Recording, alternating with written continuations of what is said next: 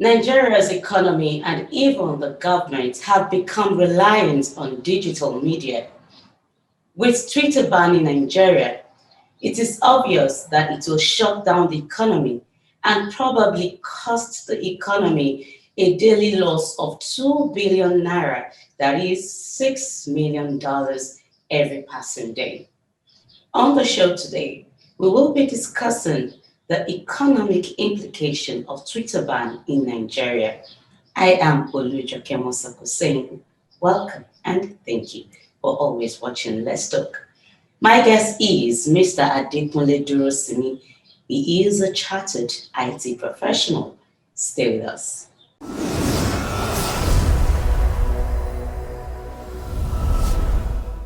Thank you so much, Mr. Adekunle Durosinmi, for coming on the show today. Thank you very much for having me. Okay. All right. The topic is the economic implication of Twitter ban in Nigeria. Is this ban the best move by the Nigerian government, or is there more to just deleting a tweet that could cause more harm than good? The issue of ban, as of today, the federal government of this nation are claiming that they suspend Twitter, not ban. But the first announcement that was made is that they are going to ban Twitter. And that is why, as of today in Nigeria, you can only use Twitter through your virtual private network, which is illegal, being announced by the federal government of this nation. It has been a lot of major issues in the country, from the Minister of Information, Alhaji Lai Mohammed. He said they are going to probe the so-called Deeper Life Church and some other church that claim that they have their representative elsewhere outside Nigeria, because the banning of Twitter has been a major issue. Though we had that a lot of discussion ongoing with the federal government of Nigeria and the management, or let me use the word management of Twitter, but as at this moment, we have not seen anything good, any outcome of that. In fact, from the NBC pronounced that no radio station, TV station, or any publication should use a Twitter account again. So it's becoming more and more serious on daily basis here in Nigeria. So how productive and effective is digital media to the world? Wow, this is 21st century. This is century where you can actually, somebody who is a professor can be referred to as illiterate at this century, because if you are not ready to learn, unlearn, and relearn, then this is 21st century. You cannot use basic things about IT. You cannot do many things. That's why when you look at statistics, what report about level of digital literacy in the country is still very, very low. So talking about digital aid in the moment, it cannot be overemphasized. We cannot do anything without it, because this is fourth industrial revolution. This is a moment where everyone must stay connected. This is the moment where you can actually do many things online. Everything is being done through the usage of computer. There's no one in the world today that does not need the use of computer. Are you talking about during the newborn baby, where doctors are actually conducting surgery virtually? Or are you talking about somebody working remotely from home, or so many things? This is 21st century. We cannot go back. And I also want to tell you that as of today, also, Nigeria is one of the leading countries in the area of technology among our contemporaries in Africa. Though we still have some countries like Egypt, Morocco, Ghana, South Africa that are doing better than Rwanda, than what we are doing in Nigeria. But today also, I want to tell you that when you look at fintech, Nigeria has one of the best solutions in the area of fintech, that today, anywhere you are, you can easily use what is called USSD code, any transaction. Sometimes you don't even need to enter banking hall. I think the last time I entered banking, or when I want to get a new ATM card, so you don't have any cost to go to ATM. We do most of our transactions seamlessly. So in terms of digital literacy, and when you look at our entrance exam in the country, JAMB has been the one conducting highest number of computer-based test exam in the whole world, where we have about 1.9 million that is sitting for this exam. Also, some of the institutions in Nigeria, not only private institutions, government-owned institutions, one of the leading universities in Nigeria, University of Lagos, conducted their first semester exam online. So a lot of institutions, lectures going online. So the issue of digital aid,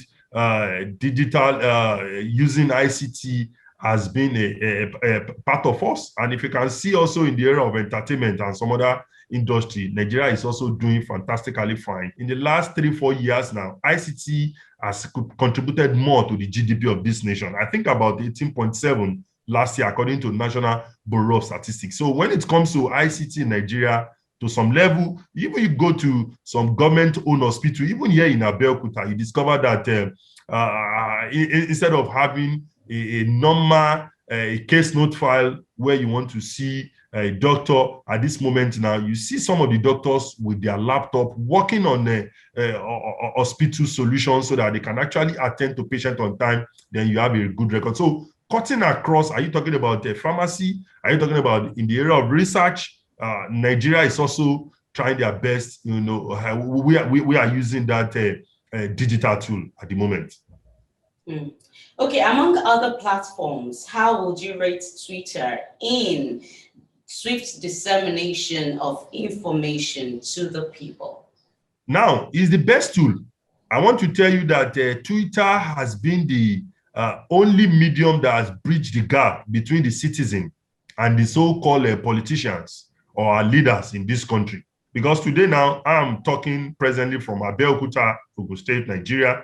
I want to tell you that the only medium that I can use if I want to report any matter to the #1 chief security officer of this state, which is our governor, is to actually go to his Twitter handle to talk to him. Even if you want to report any matter, bring any matter to attention of Mr. President, Senator, or any House of Rep member or House of Assembly, or any the so-called top person in the country that you cannot even have access to them when you go to their office. Even when you write a letter, they may not read that letter, because when you have about a population of 3 million in a particular area, you are not talking about 500,000 people will drop a letter. Who will read that letter?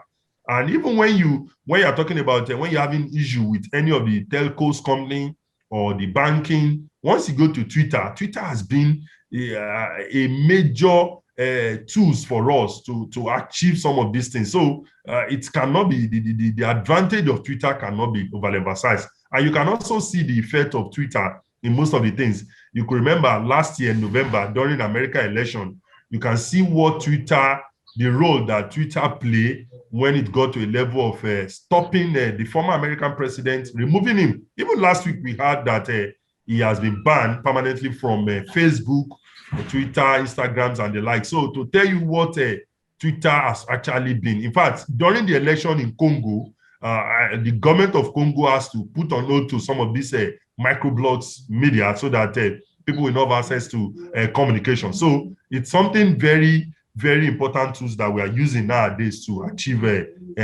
many things, and ease of communication to major organizations, the politicians, those in the authority, corridors of power. So Twitter has been the major tools that we are using. Okay, well, for that of the former president, I think it has finally been lifted.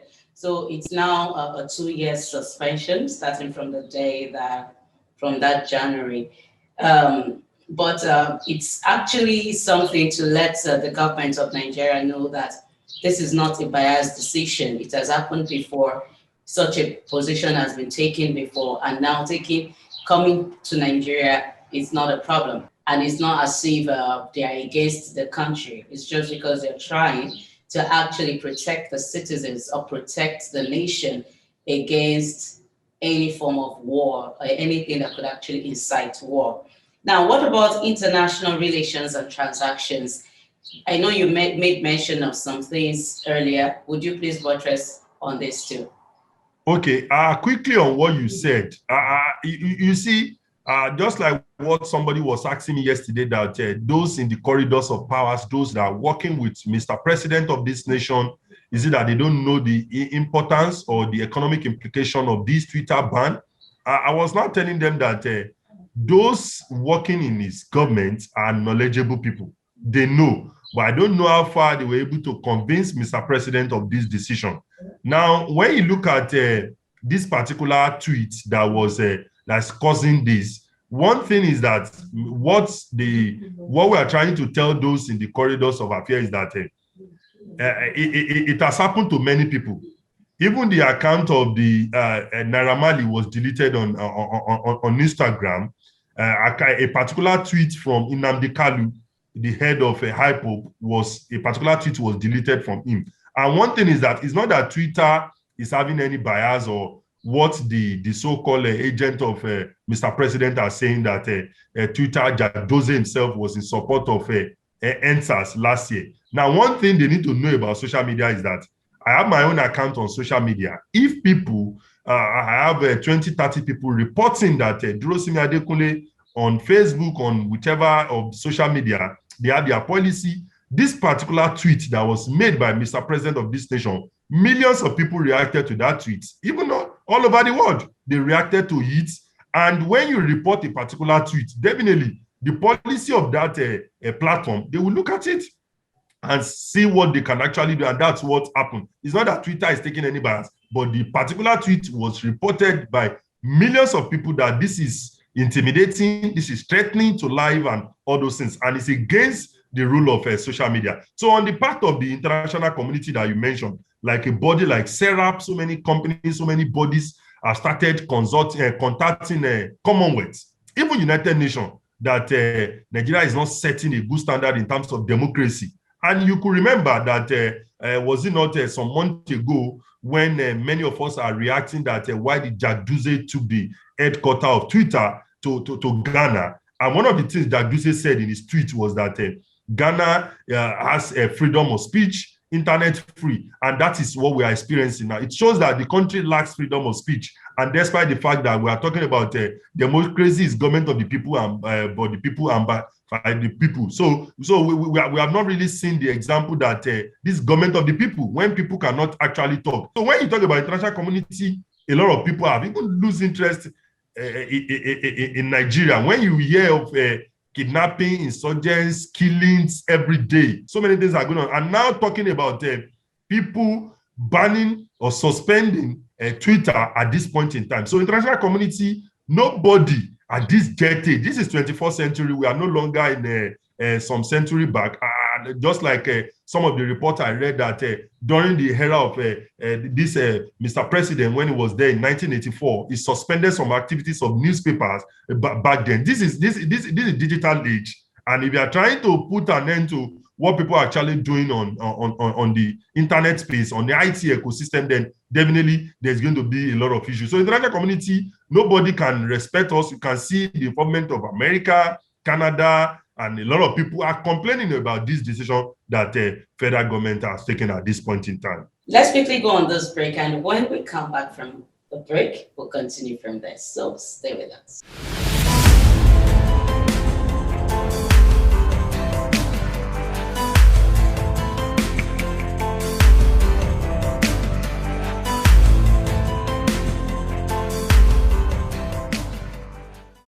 Welcome back. If you're just joining us, the program is Let's Talk, and our topic has been the economic implication of Twitter ban in Nigeria.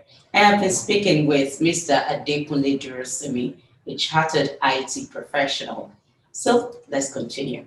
Thank you so much, Mr. Durosinmi. What is the implication of VPN now that it is in use? When you talk about VPN, virtual private network, before the suspension or ban of Twitter, many Nigerians are not aware of a virtual private network. Yeah. You can only hear of VPN through some corporate organizations, some agency, and even some the so-called internet fraudsters, Yahoo in Nigeria. Those are the people that you can hear about VPN. But as of today, VPN has been part and parcel of people here in Nigeria now, because Twitter, with about According to NOI poll, about 40 million active users on Twitter. Many people now want to bypass using Twitter. Now, when you look at the implication of this VPN on our network, what is VPN? Like I said, VPN is like you mask an IP address, masquerading an IP address. Now, at this point, for instance, I want to buy something in one of the biggest online stores over there in America, and I now decided to make use of VPN. Of course, my IP address, maybe I'm changing my IP address from Ghana to Somalia, Rwanda, and some of the other countries that we can actually, okay, I want to buy this good from. Then I am making payments from a bank in Nigeria. Now I'm buying goods, different IP. Now, when it comes to delivery, what will happen? Now, going to some of these applications that people are trying to, download free VPN, they are contacting threats through that medium and all those things. So, and that's one of the major issues. Now, even when it comes to the fintech I mentioned, a lot of transactions will not go because at this point in time, banking sector, financial sector must be very careful of so many transactions that they have to approve because you don't know where that is coming from. Now, people with the mindset of, only very few people have the mindset of using VPN in a bad way. Like I said, it's rampant among the so-called 419 guys. But now, people have seen that I can use VPN to do a lot of things. In fact, they can use VPN to perpetrate evil within ourselves here locally. Not talk of those people over there.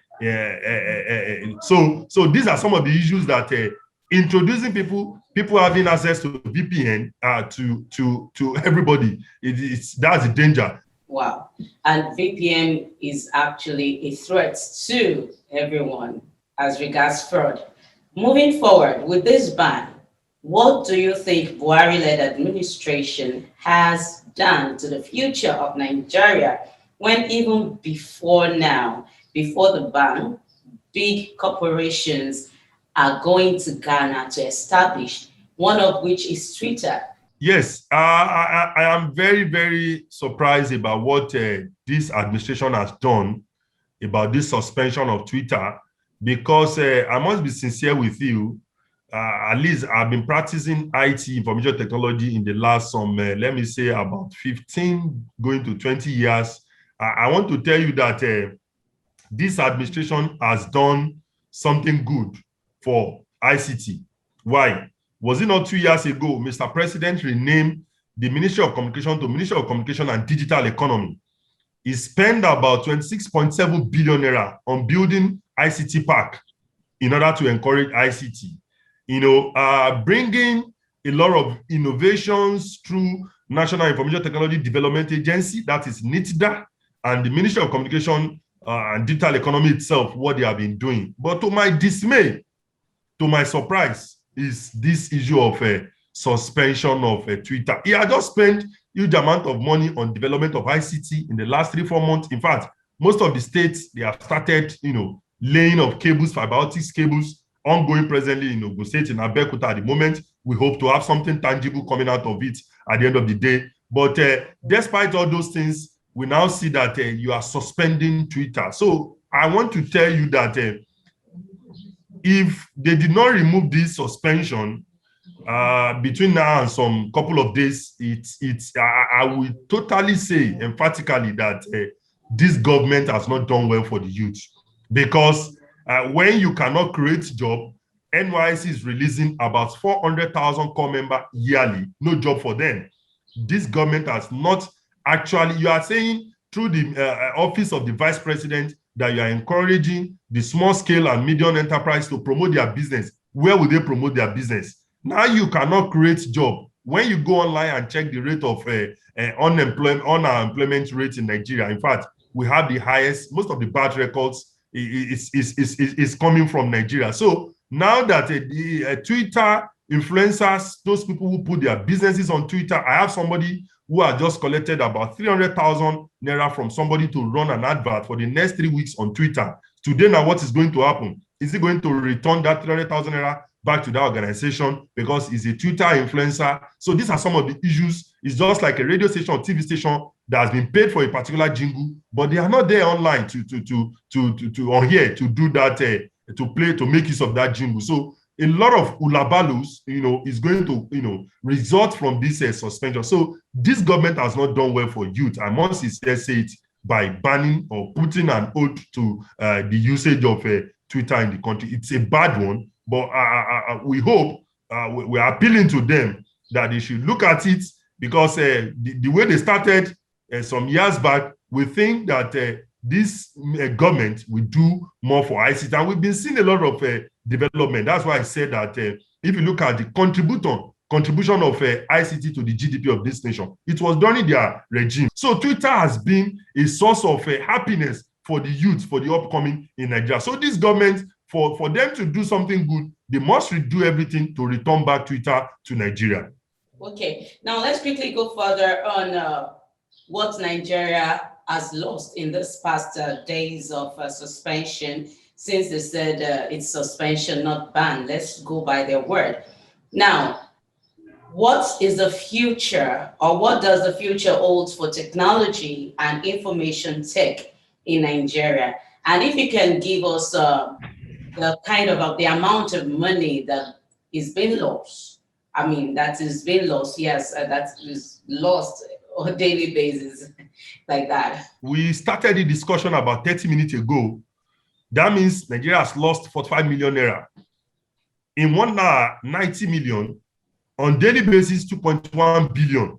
That's what Nigeria is losing on Twitter. So you can imagine, in the last 4-5 days, that means we have lost about 10 billion naira through Twitter alone. So that's huge amount of money. That's huge amount of money, causing so many unemployment for the youth that are working on making use of Twitter. And like I said, the gap, the opportunity that we have to even express ourselves to the so-called of those in the past, it has also blocked that opportunity for us. So talking about the future of IT, I want to tell you that even the so-called telcos that quickly comply with the direction from the Ministry of Communication or from federal government that they should put a note to the usage of Twitter in the country, they are not happy about it. The number of data that we are purchasing on daily basis has reduced in the last 3-4 days. Now, most of the transaction has reduced. So the app that we're using to connect with Twitter, all those things are not functioning again. So the service that we are paying for, we are not getting it. So a lot of things is going to, come out of it. They started taking them to court that, okay, why are you not giving us this? This is why I'm purchasing data. This is why I continue to make use of SIM card. So it's a big blow on our part. What danger does this pose to the political landscape of Nigeria? Yes, a lot of dangers. I've said it earlier on that a lot of people will use VPN in a bad way. You are those that are working as a social media influencer, Twitter influencer. What would they be doing now? They have to look for another job.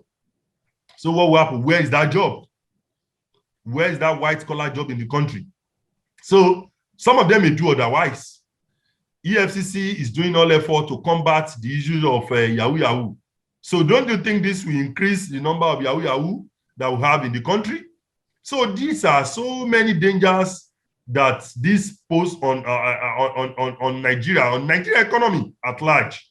And when you also look at these VPN people are using, a lot of people have contacted threats, virus that people have been saying my phone has been hanging, this and that. So a lot of things, it has a lot of effects on the economy. Even psychologically, it has affected many of us with this suspension of Twitter. What about the political aspect of Nigeria? Well, the political aspects, we don't know their plan. What I don't believe they are practicing democracy, because Twitter remains the only platform where we can actually communicate with our leader. We voted for them, so we should be able to tell them. We should be able to checkmate them. So they too, I don't know the platform they rely on to make use of to do their publicity. To even communicate with them, so they too are affected. Today now, the only means where you can actually read the comments or statement of Mr. Governor or President or Senator is you have to go back to the newspapers. So that means people have to subscribe for newspaper, or you go and stand at the newspaper vendor. These are some of the things we were doing in the last 20, 30 years. I think we have to go back there because we have a lot of fake accounts of some of these prominent politicians on Facebook that you cannot even realize, except you have to look for the one that is a verified Facebook account. So, but the best platform where we are communicating, we are getting in touch with them is Twitter. So it has also affected the so-called the politician at this moment. Okay, thank you so much, Mr. Adekunle Durosinmi. It's been wonderful having you on this show. Do you have a final word? Well, my final words is that we hope for something good, because technologically, the IT ecosystem, at the moment, we are doing our best. No wonder Mark Zuckerberg visited Nigeria some years back. Even Jack Dorsey, while they were trying to have a discussion with federal government to, see where they can, actually solve this. And Nigeria is doing well in the area of technology. So my final words is that federal government should please, we are begging, they should please reverse the suspension, because Twitter is a platform that we cannot toy with. Coming up with another social media platform like Twitter, it will not help us, because our exposure to people over there in developed country is not there. People getting job, getting connected. So they should please bring back Twitter to Nigeria. Thank you so much once again. And thank you too for watching this edition of Let's Talk. Nigeria is our nation and it will not fail, but our leaders must do right by us. Until next time, when I come your way again with another exciting edition of Let's Talk, let's keep making Nigeria proud. Bye for now.